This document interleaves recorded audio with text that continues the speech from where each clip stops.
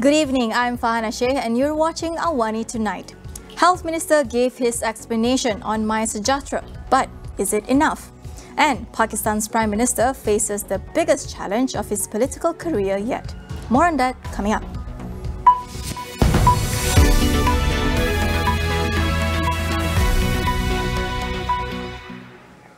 In a much-anticipated Dewan Negara session, Health Minister Khairy reiterated that the data obtained from MySJ is fully owned by the government. He said Malaysians should not hesitate to continue to use the app. Saya ingin menekan bahawa setiap data dan maklumat yang diperolehi menerusi aplikasi MySJ adalah hak milik kerajaan dan terjamin keselamatan dan kerahsiaannya. Saya harap orang ramai akan terus menggunakan aplikasi MySJ tanpa ragu-ragu. Kerahsiaan data orang ramai adalah terjamin dan KKM akan sentiasa memastikan aspek ini tidak dikompromi. He added that the check-in data is only stored for a 90-day period and that the server used to store the data is based in Malaysia, not overseas. He also touched on the issue of ownership transfer of the app. MySJ, jenama, source code, modul semua adalah milik kerajaan melalui Kementerian Kesihatan Malaysia. Sebaliknya, keputusan Jemaah Menteri pada bulan November lalu adalah bertujuan untuk membolehkan pemilikan MySJ dipindahkan sepenuhnya kepada Kementerian Kesihatan. Just to be clear, dengan izin Tan Sri Yang Di-Pertua, pemindahan ini bukan dari syarikat swasta kepada KKM, tetapi dari agensi kerajaan lain kepada KKM. It was earlier reported that a Singaporean company is the sole shareholder of Atomo Malaysia, formerly known as KPI Soft, which owns the MySJ software. Khairy stressed that the government to date has not approved or made any payment to the MySJ application operator. He is also of the view that the app should still be in use even after the country transitioned to endemicity. Now, that was Khairy's explanation. However, is it enough to squash the public's queries on MySJ? Here to discuss this is Editor-in-Chief of Code Blue, Bu Sulin. Thank you for joining us, Sulin. Now, I'm sure you've heard of KJ's explanation regarding this issue just now. So, do you think his explanation is enough to answer all the questions raised prior to this? Hi, Farhana. Thanks for having me. I think that KJ's very lengthy explanation in the Dewan Negara today does go a long way in assuaging some of our doubts about the app. So crucially, he maintains that a non-disclosure agreement with the app developer, KPI Soft, states very clearly that any and all data collected through MySJ belongs solely to the government. And this is also confirmed by a share sale agreement between two MySJ Sendirian Berhad shareholders, GWC Asia Sendirian Berhad and P2 Asset Management Sendirian Berhad, which has been disclosed in the ongoing court case between MySJ shareholders. So that share sale agreement also does state clearly that the trademark and data collected through the operation of MySJ is owned by the Malaysian government. So on the other point about KJ asserting that the government owns the MySJ intellectual property rights and source code and modules, that we have not heard any of the involved companies making any statement yet. So it will be interesting to see how they respond to KJ maintaining that the government owns MySJ IP rights and source code. So, Sulin, over the past few days, many have voiced their concerns about using this app. Do you think the public's perception or trust towards the app suffered in the few days that this issue exploded?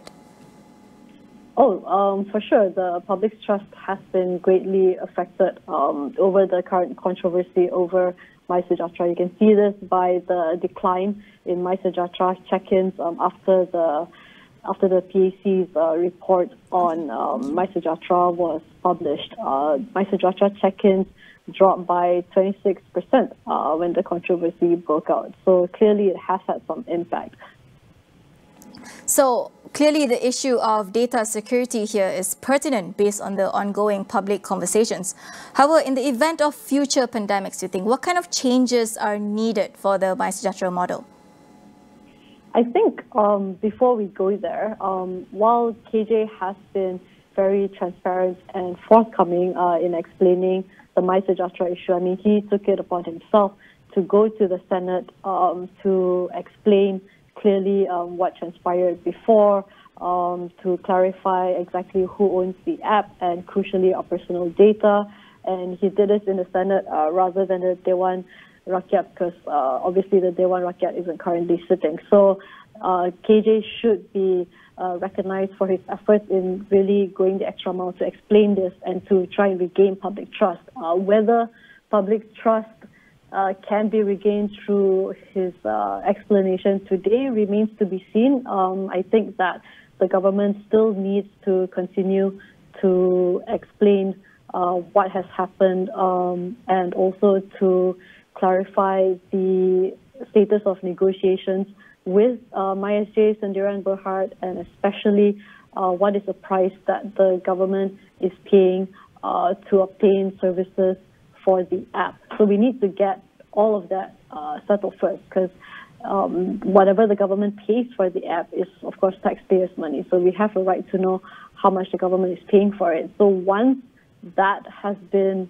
resolved, then we can talk about future use of the app. But I feel like talking about future use of the app right now, when the issue is still relatively murky, despite KJ's explanation, that is a bit premature, I think.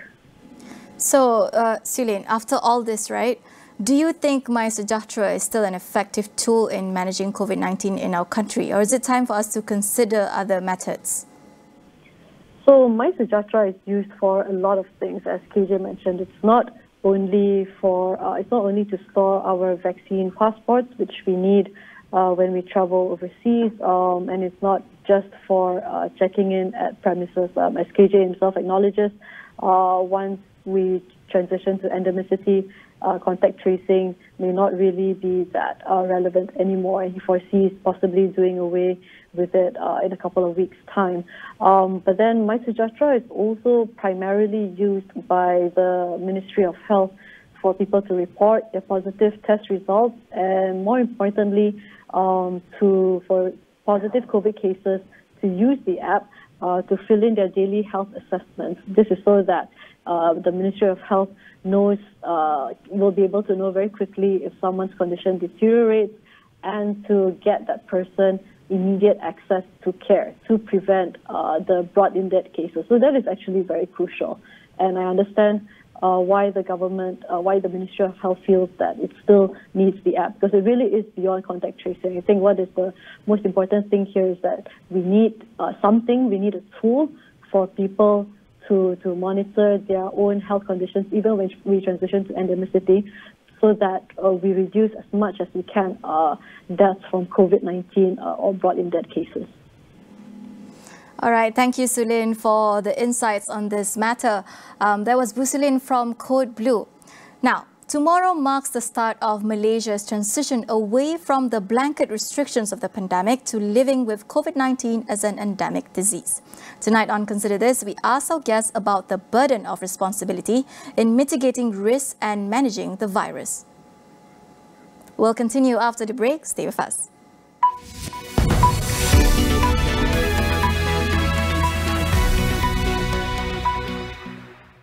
Upin, nak ke mana? Nak ke kedai sana, beli barangan. Beli di sini je. Tengok. Wah! Ini semua barangan Malaysia. Barang bermutu bertaraf dunia. Barangan Malaysia. Harga berpatutan tiada bandingan. Barangan Malaysia. Barang baik, barang kita. Berbanggalah. Betul. Barang baik, barang kita.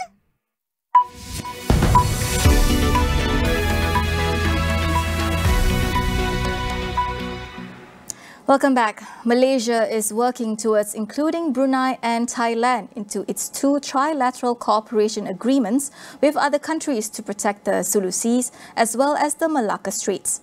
Senior Defence Minister Datuk Seri Syamuddin Hussein had discussed the matter with regional partners before closing this year's Defence Services Asia DSA exhibition and conference. Brunei's proposed inclusion to the trilateral cooperation agreements to protect the Sulu Sea would be subject to the approval of the Sultan of Brunei, Sultan Hassan Al Bolkiah. Hishamuddin said Malaysia and Brunei also agreed to explore further defence cooperation, particularly in joint exercise on anti-terrorism and special forces training. He added that there was also a proposal to create another quartet cooperative arrangement comprising Malaysia, Indonesia, Singapore and Thailand to secure the safety of the Malacca Straits. Malaysia draws its curtain on the 4-day DSA and National Security Conference Asia and will be staging the events again in 2024. On to the international front. The trial of Australian journalists accused of spying ended, but the Beijing court has deferred its verdict. Chang Li, a leading business news presenter on Chinese state broadcaster CGTN, went to trial today after being detained for 19 months. Australia's Foreign Minister Marise Payne said while its government respects the sovereignty of China's legal system, it said the case lacked transparency. Chang was formally arrested a year ago on suspicion of illegally supplying state secrets overseas. Further details of the charges against her are unknown, but the mother of 2 could face a sentence of up to life imprisonment if found guilty. China's courts convict about 99% of defendants. Australia's ambassador to China said he has been denied entry to the trial that is being held behind closed doors. This is deeply concerning, unsatisfactory and regrettable. We can have no confidence in the validity of the process which is conducted in secret. Nevertheless, we will continue to advocate strongly for Ms Chang Lei's rights and interests in accordance with the consular agreement between our 2 countries. Chang was detained amid a sharp deterioration in relations between Australia and China. Chang was born in China and worked in finance before returning to China to start her career in journalism. She joined the state broadcaster in 2012. Pakistan's Prime Minister Imran Khan is facing the biggest challenge of his political career as the opposition seeks to remove him from the office in a vote of no confidence. The country's lawmakers was to convene today to debate the motion, but it appears that the debate had been adjourned to Sunday. The opposition wants to remove Khan's government largely on accusation that he has mismanaged the country's economy. In recent days, several allies of Khan deserted his Pakistan PTI party, tilting the scales in the opposition's favour. A simple majority of 172 in the 342-seat National Assembly against the former cricket legend would cut short his tenure as PM. On Wednesday, the magic number was breached when his main coalition ally, the MQM, joined the opposition. It means on paper, the opposition now commands 175 votes to the government's 164. Meanwhile, tension is said to have grown between Russia's military leadership and President Vladimir Putin. Western intelligence claims that Putin feels misled after repeated setbacks in Ukraine. According to the White House, Putin's advisors are too scared to tell him about the true situation on the ground. Meanwhile, British intelligence say Russian troops in Ukraine are demoralized, short of equipment and refusing to carry out orders. The White House said Putin is also not being told about the full impact of sanctions on the Russian economy. The European Development Bank warned that Russia's economy will contract by 10% this year, and while Ukraine's GDP could shrink by as much as 20% due to the war. That is all we have for you on AWANI tonight. Get the latest news update on COVID-19 and COVID-19 vaccines from astroawani.com and the Astro AWANI app. I'm Farhana Sheikh. We'll see you again.